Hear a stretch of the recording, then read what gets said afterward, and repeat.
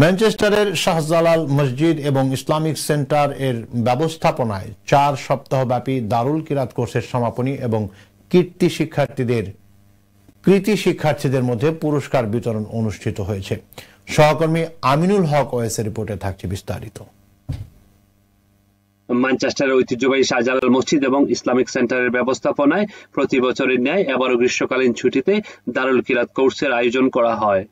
উক্ত কোর্সের সমাপনী উপলক্ষে পুরস্কার বিতরণ অনুষ্ঠানের আয়োজন করা হয় স্থানীয় শাহজালাল মসজিদে। চেয়ারম্যান আলহাজ আশিক মিয়া সিজিলের সভাপতিত্বে ও মসজিদের ইমাম মাওলানা খায়রুল হুদা খানের পরিচালনায় এতে উপস্থিত ছিলেন দারুল হাদিস লতিফিয়া নর্থ ওয়েস্টের প্রিন্সিপাল মাওলানা সালমান আহমদ চৌধুরী ফুলতলি, দারুল কিরাতের প্রধানকারী মাওলানা ফখরুল হাসান রুতবা, মসজিদের সাবেক চেয়ারম্যান আলহাজ সুরাবুর রহমান, আলহাজ মান্নান খান, মসজিদের ট্রাস্টি আলহাজ রইস আলী, সৈয়দ নজরুল ইসলাম হারুন, মসজিদ কমিটির vice chairman Liton Chowdhury, secretary Maruf Khan প্রমুখ।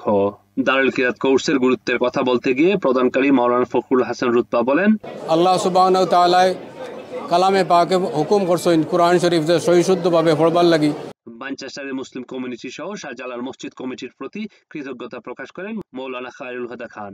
যেখানে বাচ্চারা কোরআনে কারীম শিক্ষা করার সুযোগ পায়, আমরা ম্যানচেস্টার কমিটি এবং সবাইকে মোবারকবাদ জানাই, শুভেচ্ছা জানাই তাদের এই খেদমতের জন্য।